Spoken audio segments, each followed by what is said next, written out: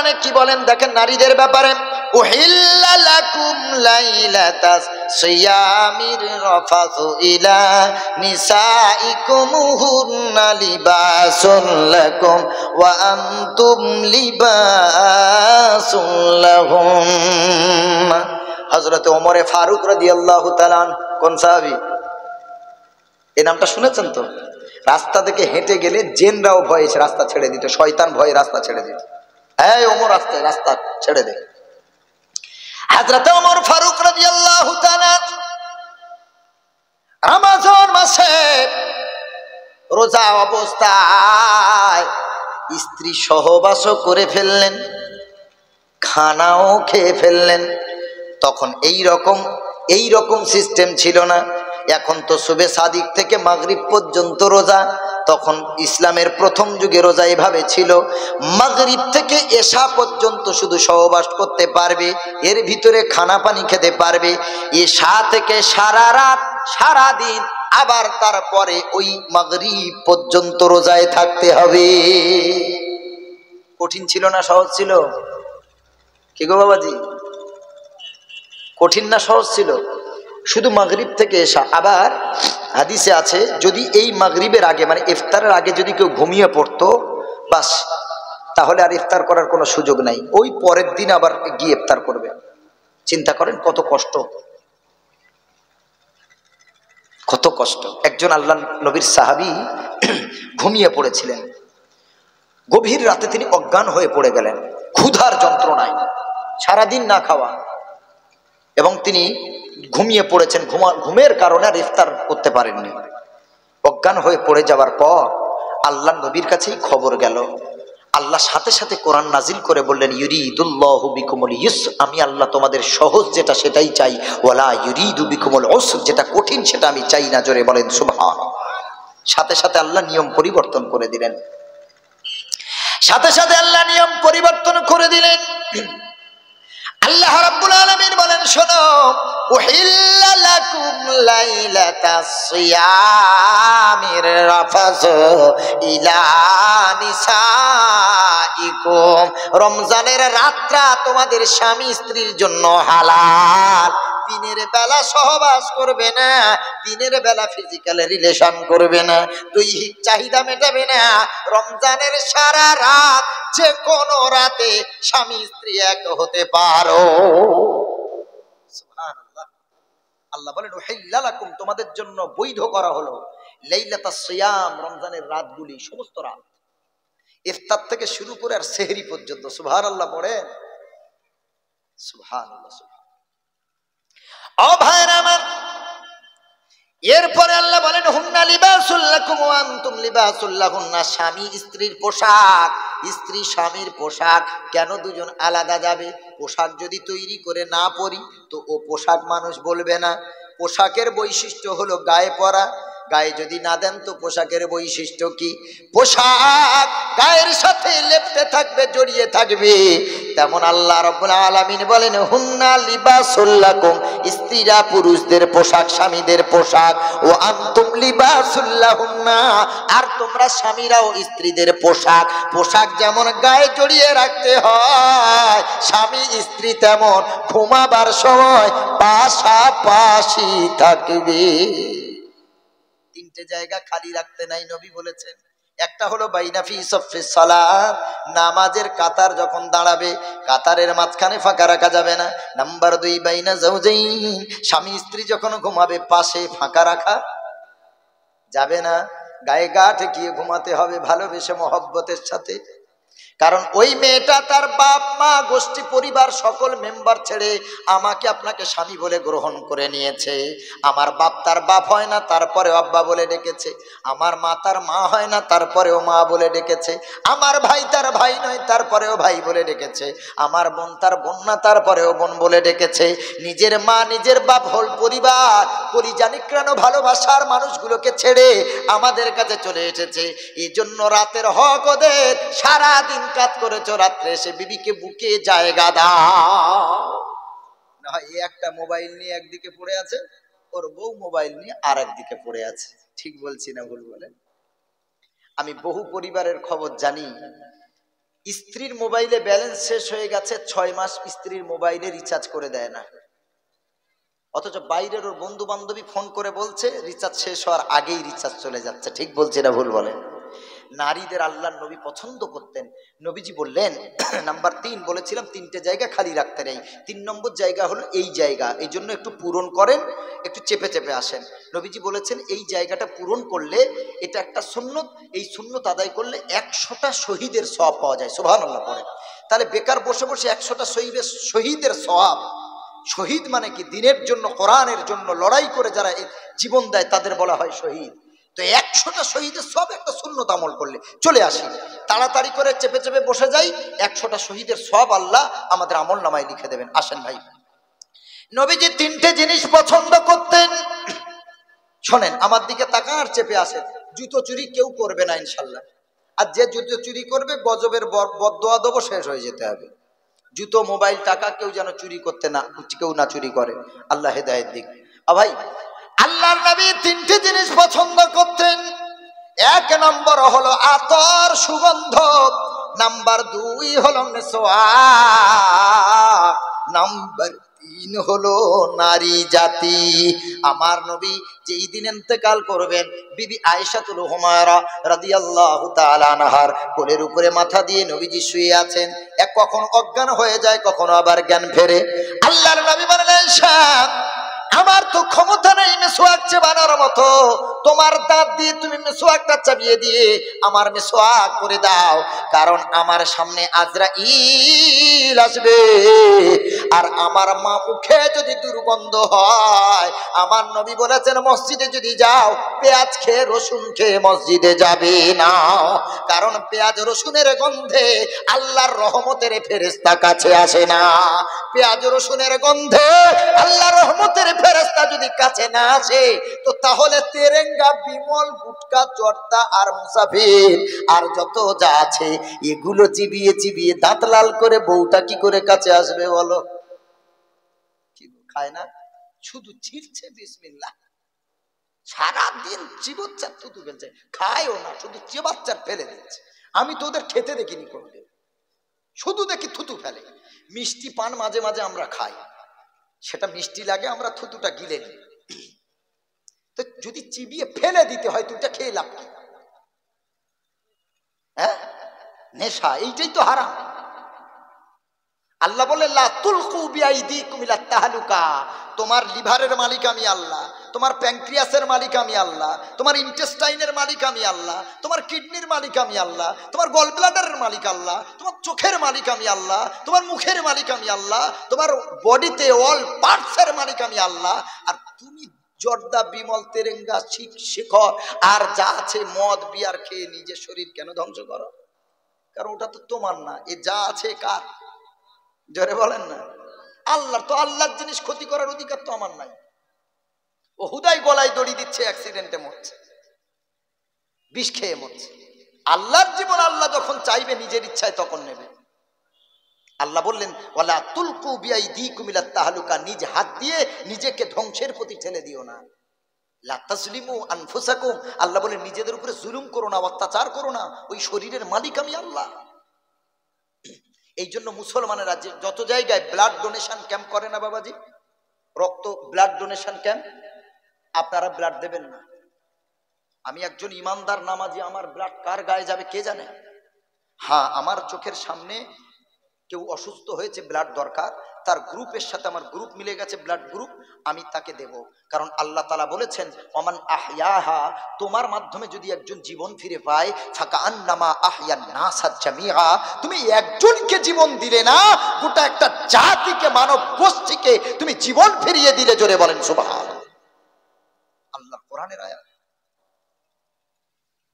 কিন্তু আমরা ব্লাড দেব ফ্রি, আমাদের দেবে কি?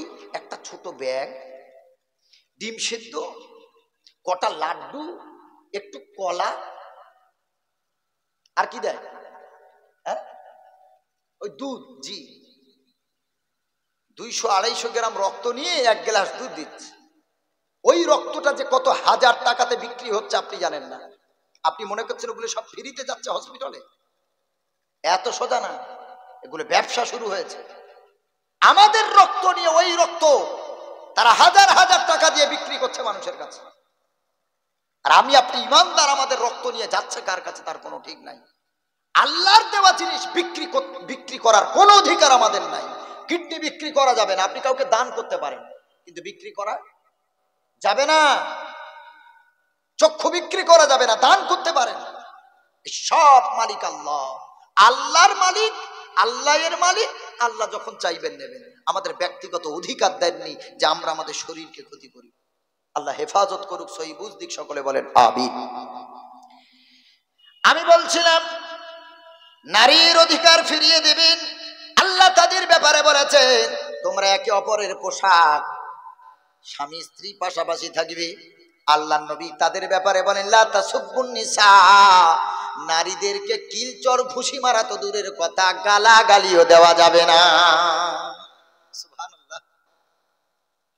নারী আর একটা মেয়ে, যেই বাপের মেয়ে আছে, আমারও তো মেয়ে আছে, ছেলে আছে, আর যাদের আছে আমি বলছি, মেয়েরা যে বাপকে এত ভালোবাসতে পারে, যাদের মেয়ে সন্তান নাই তারা এ অনুভূতি তারা পাবেন না, বুঝবেন না।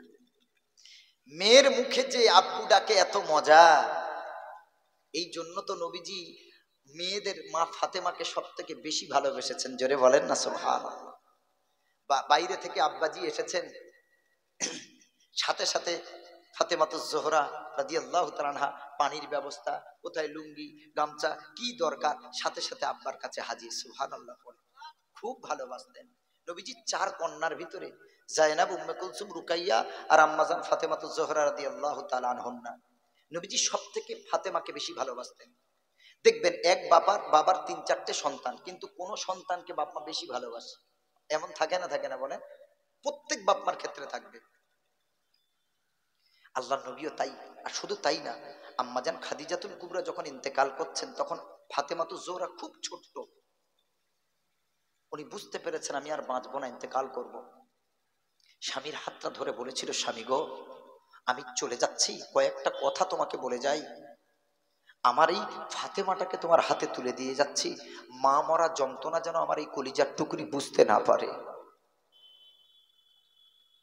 আপনি যেখানেই যাবেন ওকে নিয়ে যাবেন, ওকে আপনি দেখভাল করবেন, ছোট্ট মেয়েটা আপনার হাতে ছেড়ে যাচ্ছি।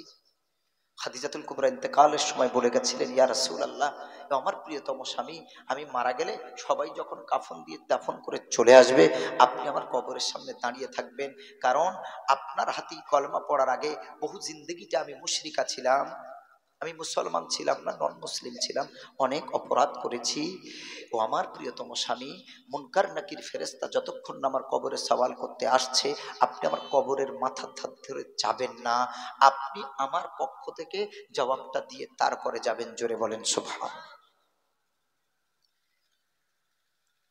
মা ফাতেমার আম্মাজান ইন্তেকালের সময় নবীকে এই কথা বলে গিয়েছিলেন। এই জন্য আমার নবী সব থেকে বেশি ফাতেমাকে ভালোবাসতেন। নবীজি যখন ইন্তেকাল করবেন খুব কান্না কাঁদছেন ফাতেমা। আল্লাহ নবী সবার কান্না সহ্য করতে পারতেন, কিন্তু আম্মাজান ফাতেমার কান্না সহ্য করতে পারতেন না।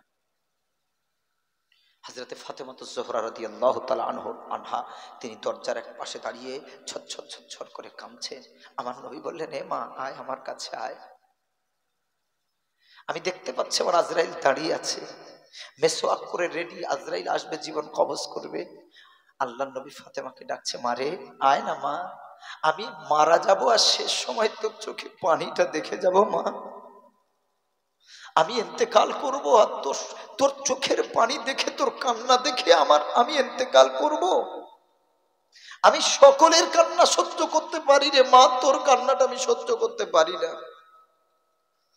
আল্লাহ নবী সাল্লাল্লাহু আলাইহি ওয়াসাল্লাম ফাতেমাকে ইশারা করে ডাকলেন। আম্মাজান ফাতেমাতুজ জোহরা রাদিয়াল্লাহু তাআলা আনহা আব্বাজানের কাছে এসে বসলেন।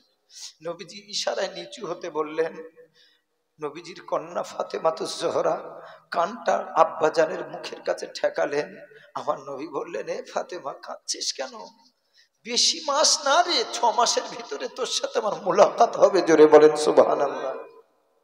মুসলমান বাবাজি, এই কথা শুনে আম্মাজানের চোখের পানি বন্ধ হয়ে গেছে আনন্দে যে আমার আব্বা চলে গেছে, আমি তার মানে 6 মাসের ভিতরে বিদায় নিয়ে চলে যাব। মুসলমান বাবাজি, যারা কন্যা বিদায় করেছেন, যেই পিতাগুলো আছেন মেয়েকে বিয়ে দিয়েছেন, ওই বিয়ে দেওয়ার দিনটা একটু চিন্তা করেন তো।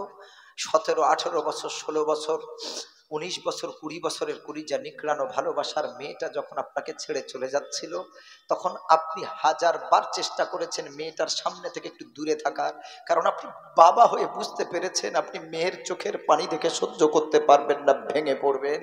একটা বাবা বারবার আড়াল হতে চায়, তার ভাইরা ধরে, কাকারা ধরে, সবাই ধরে, মেয়ে চলে যাচ্ছে, বিদায় দিচ্ছে, তুমি ঘুরে বেড়াচ্ছ, মেয়ের কাছে যাও, কিন্তু এই ভাবটাই বোঝে আজকে আমার চোখের সামনে আমার মেয়েটা বিদায় নিয়ে চলে যাবে, আমাকে আর কে আব্বা বলে ডাকবে, আমি আর কাকে আদর করব।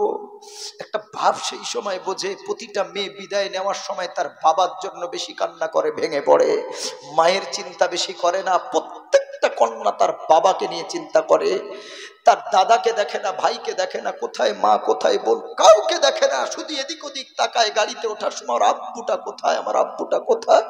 সকলে বাপটাকে জোর করে ধরে মেয়েটার সামনে যখন দাঁড় করিয়ে দিয়েছে, মেয়েটা গাড়িতে বসে গেছে, ওখান থেকে দৌড় দিয়েছে, আব্বার বুকের জড়িয়ে ধরে, কাঁকড়া যেমন জড়িয়ে ধরে, আব্বার বুকে এইরকম জড়িয়ে ধরে হাউ মাউ করে কাঁদতে লেগেছে। বাপও কাঁদে, মাও কাঁদে, মেয়েও কাঁদে। ওরে মুসলমান বাবাজি, একটু চিন্তা করেন, মেয়ে যাদের বিদায় হয়েছে, মেয়ে হারা যন্ত্রণা কাকে বলে। মেয়ে কলিজার টুকরি, মেয়েদেরকে ভালোবাসবেন, ওদেরকে কষ্ট দেবেন না। ওই মেয়ে জাতি যদি না থাকতো, খোদার কসম আমি মনিরুল ইসলাম আর আপনারা কেউ দুনিয়ার আলো দেখতে পেতেন না। দুনিয়া শুধু আদম আর হাওয়াতেই শেষ হয়ে যেত, এই দুনিয়া এতদিন পর্যন্ত আর পৌঁছাতো না।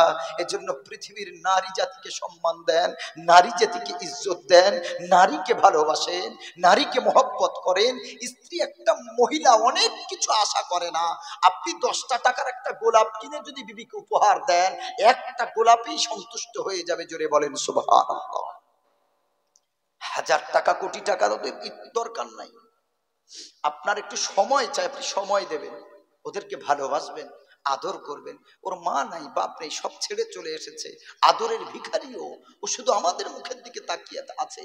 সারাদিন আমরা কাজে থাকি, ও সারাদিন আমাদেরকে পায় না, কখন আমার স্বামীটা বাড়ি আসবে, একসাথে বসে পাশাপাশি খানা খাবো। ও শুধু এই 2 মিনিট কিছু সময় স্বামীদের সঙ্গে সময় পাস করার জন্য সারা দিন রাস্তার দিকে তাকিয়ে থাকে। ওরে মুসলমান, বিবিরা অনেক সময় ফোন করে, আমরা রাগান্বিত হই না। বিবি ফোন করলে রাগান্বিত হবেন না, মা ফোন করলে রাগান্বিত হবেন না, ওটা ওর হক, হক আদায় করতে হবে।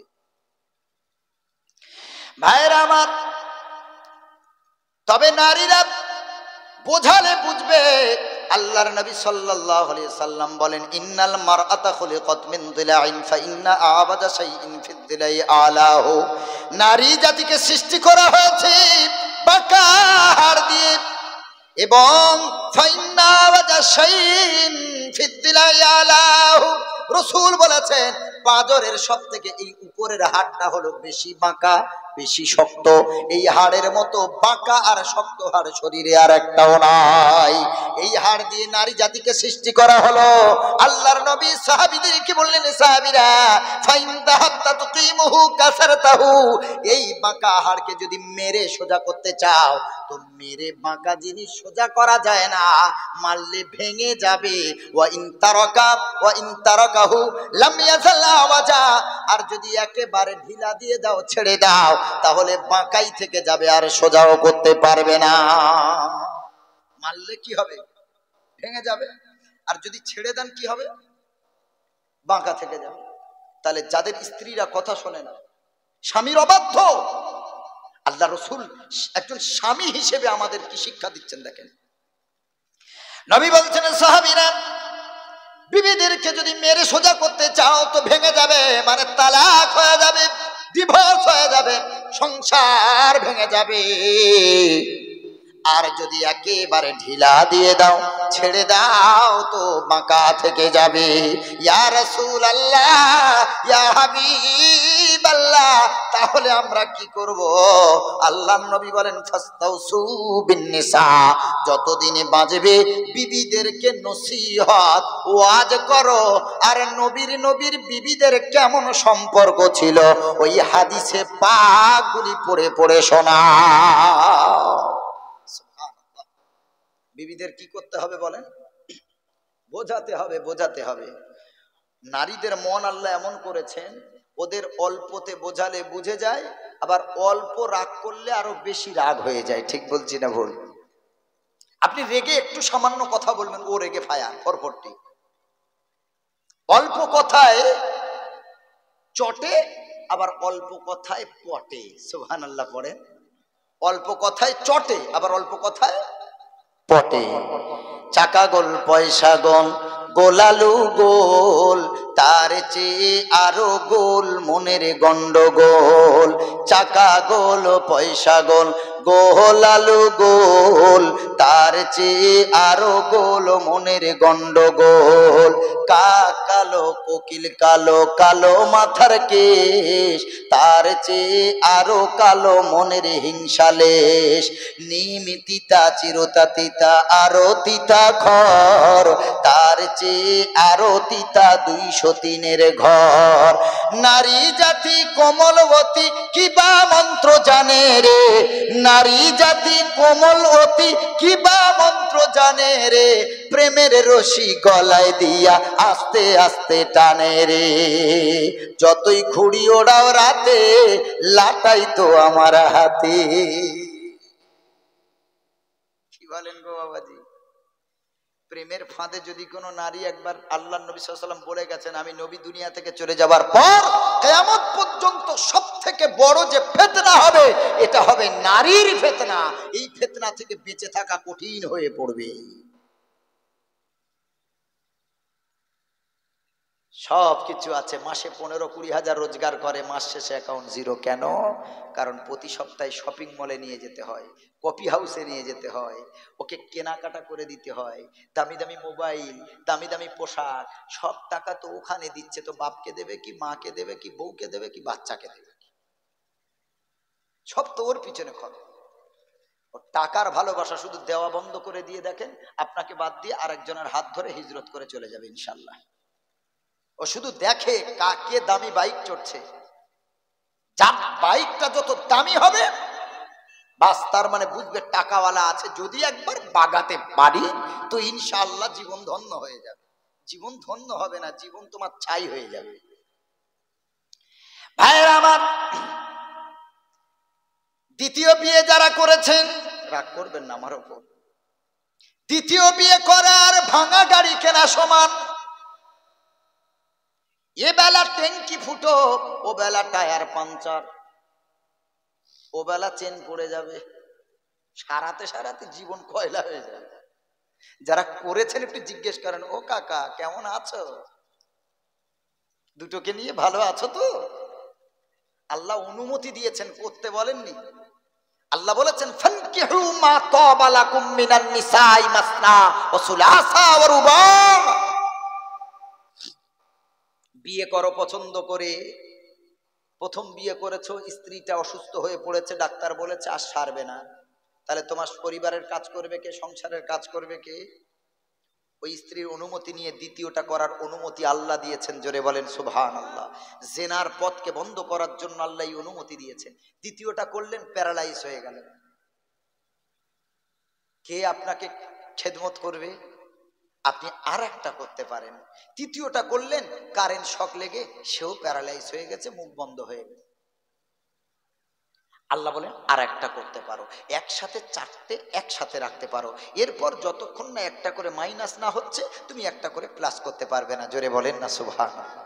ওটা প্রয়োজনের তাকিদে, ইচ্ছা করে না। তারপর আল্লাহ রাব্বুল আলামিন বলেন ফাইন খিফতুম আল্লা তাআদিলু ফাওয়াহিদা।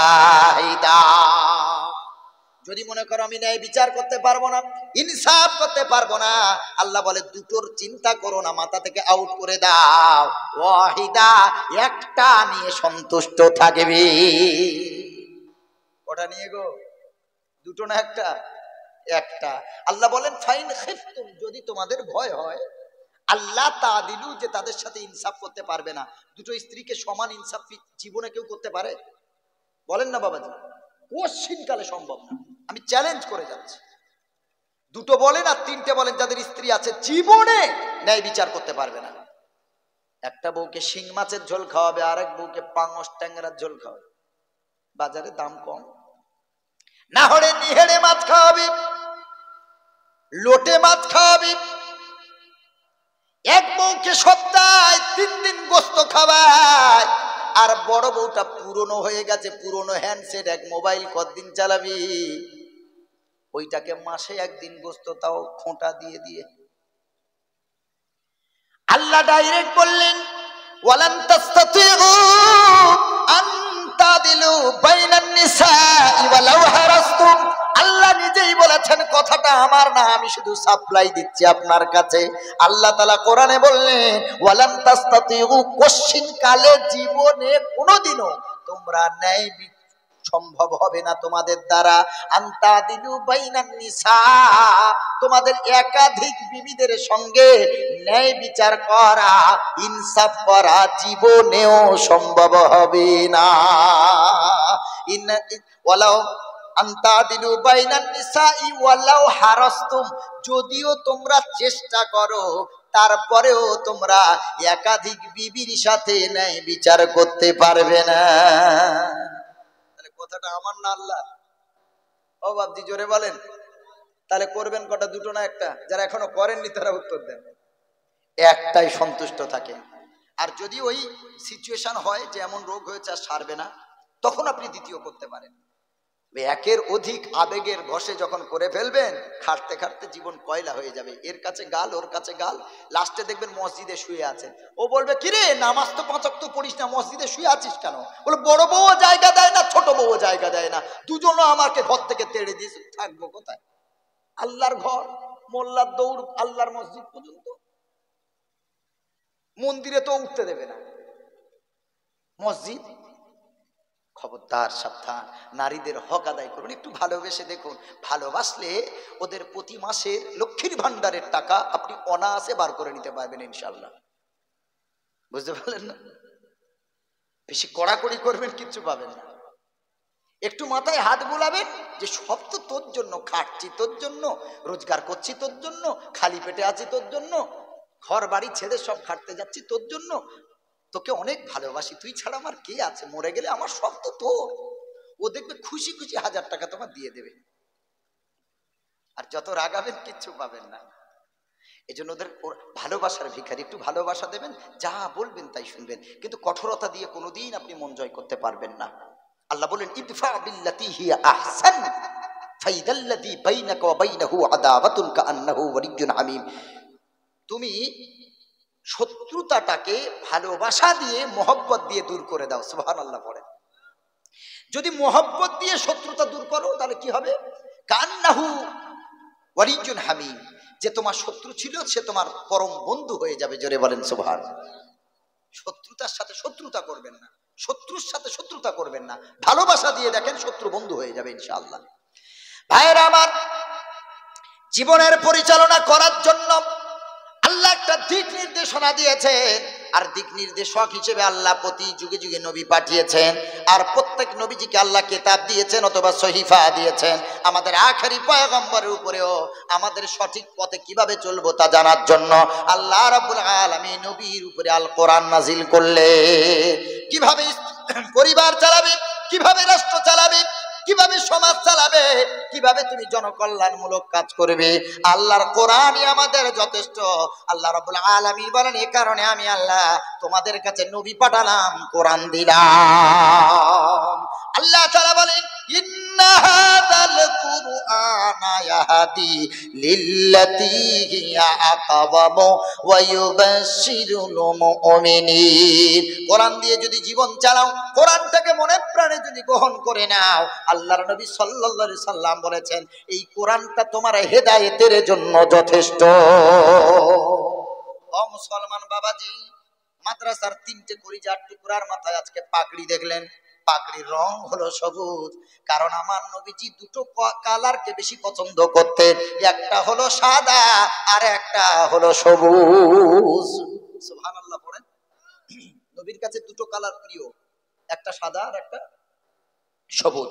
কিয়ামতের দিন, মুসিবতের দিন, বুখারীর হাদিস, উলঙ্গ ময়দানে কোন মানুষের গায়ে কাপড় থাকবে না। কিয়ামতের দিন, মুসিবতের দিন, আল্লাহ প্রথম কাপড় পরাবে ইব্রাহিম খলিলুল্লাহকে। ইব্রাহিমকে আল্লাহ ডেকে বলবেন, ইব্রাহিম, নমরুদ তোমারে উলঙ্গ করে আগুনে ফেলেছে, তোমার গায়ে কাপড় ছিল না, হাজার হাজার মানুষ তোমাকে লজ্জা দিয়েছে। ও ইব্রাহিম, আমার দিন কায়েমের জন্য পৃথিবীর বুকে তুমি উলঙ্গ হয়েছ, আজ আমি আল্লাহ তোমার কিয়ামতের দিন উলঙ্গ ময়দানে প্রথম কাপড় পরিয়ে সম্মান দেব। আমার আল্লাহ ইব্রাহিম খলিলুল্লাহকে সাদা কাপড় পরিয়ে সম্মান দেবে। দ্বিতীয় কাপড় পরাবেন আমার নবীজিকে, সে কাপড়ের রং সাদা না, ওই কাপড়ের রং হবে সবুজ, কারণ আমার নবীর পাগড়ি ছিল সবুজ। আমার নবী সাল্লাল্লাহু আলাইহি সাল্লাম সবুজকে বড় মহব্বত করতেন। পৃথিবীর যেদিকে তাকাবেন সব থেকে সবুজ রং বেশি। সুবহানাল্লাহ, পৃথিবীর বেশি রং সবুজ না? যেদিকে তাকাবেন সবুজ। সবুজ, সবুজের সাথে বিজ্ঞান জড়িয়ে আছে, সবুজের সাথে বিজ্ঞান জড়িয়ে আছে। দেখবেন যাদের চোখ অপারেশন করা হয়, চোখে যে একটা প্লাস্টিকের কভার দেওয়া হয়, ওইটার রং কেমন? ঠিক বলছে না বাবাজি? কেন চোখের ওই কভারটা সবুজ দেওয়া হলো? কেন সাদা দিল না? কেন কালো দিল না? কেন হলুদ দিল না? হলুদ আমার রাসূল অপছন্দ করতেন, কেন? ও ভাইরা আমার, আল্লাহর নবী সাল্লাল্লাহু আলাইহি সাল্লামের মদিনার গম্বুজ বলেন কোন কালার? সুবহানাল্লাহ। আমি যখন এই কমাস আগে উমরাতে গেলাম, আমি অবাক হয়েছি ওখানকার একটা তথ্য নিয়ে। মদিনার একদম সামনে মসজিদে গামামা আছে। ওই মসজিদের ইতিহাস হলো, বৃষ্টি যখন হচ্ছিল না তখন আল্লাহ নবী সাল্লাল্লাহু আলাইহি সাল্লাম ওখানে বৃষ্টির জন্য দোয়া করলেন, ওখানে জুমা পড়লেন, আল্লাহ নবীর দোয়াতে মেঘ এক জায়গায় এসে বৃষ্টি বর্ষণ হলো। জোরে বলেন সুবহানাল্লাহ। ওই মসজিদে শুধু পায়রা আর পায়রা, পায়রা পায়খানা করছে, সব করছে, সব জায়গায় বসছে, তো আল্লাহর নবীর গম্বুজে বসে না। জোরে বলেন সুবহানাল্লাহ। আমি ওখানকার যারা গার্ডে ছিল, পুলিশরা ছিল, আমি ওদেরকে জিজ্ঞেস করলাম যে এই, এর আগেটা আমি শুনেছিলাম, তারপরেও আমি কনফার্ম হওয়ার জন্য তাদেরকে জিজ্ঞেস করলাম যে নবীজির এই গুম্বাতের উপরে, এই সবুজ গুম্বাতের উপরে কি পায়রা বসে না? বললো না, আজ পর্যন্ত আমরা দেখিনি। জোরে বলেন না সুবহানাল্লাহ। আমার নবীর গুম্বাত, তার উপরেও পায়রা বসে পায়খানা করবে সেইটুকু সাহস নাই।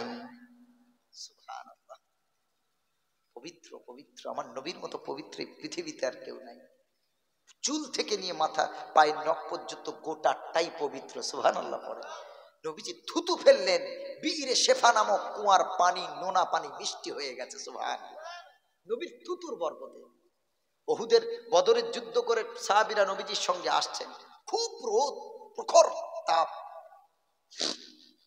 সবাই এক রাস্তার ধারে বসলেন, পাহাড়ে, কেউ পাথরে বসলেন, যে যার মতো। দেখতে পেলেন পাথরের মাঝখানে একটা ছোট্ট কুয়ার মতো।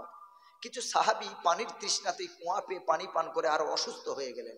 নবীজি একটু দূরে বসেছিলেন পাথরের উপরে। নবীজি খবর পেয়ে বলি, ইয়া রাসূলুল্লাহ, হাবিব আল্লাহ, আপনার কিছু সাহাবী এই পানি খেয়ে তারা অসুস্থ হয়ে গেছে।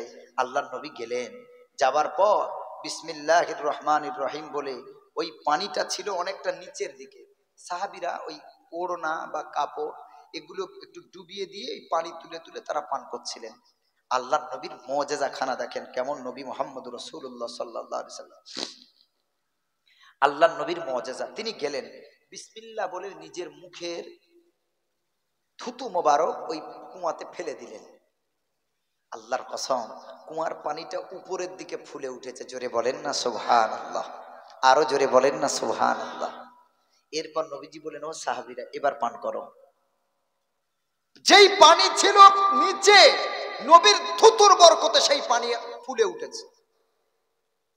আল্লাহর নবী সাল্লাল্লাহু আলাইহি সাল্লাম কি পবিত্রময় মানুষ, আল্লাহ তারে এমন পবিত্র বানিয়েছেন, বিসমিল্লাহ বলে থুতু ফেলে দিয়েছে, আল্লাহ থুতুর বরকতে নিচের পানি উপরে তুলে দিয়েছে, আর নোনা পানিকে আল্লাহ মিষ্টি বানিয়ে দিয়েছে। সুবহানাল্লাহ। এরপর যারা অসুস্থ হয়েছিল, অসুস্থ থাকার পর তারা করলো কি, ওই পানি পান করে তাদের সুস্থ হয়ে গেল। জোরে বলেন না সুবহানাল্লাহ।